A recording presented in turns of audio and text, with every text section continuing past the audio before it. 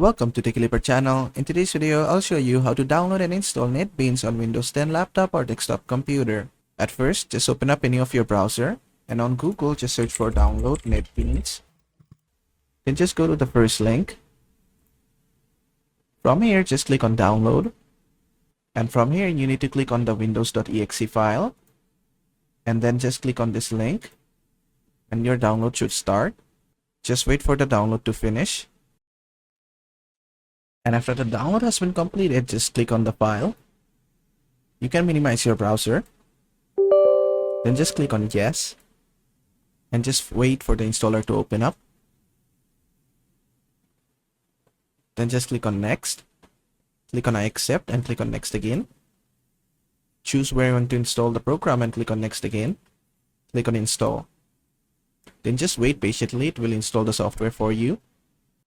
And then just click on finish.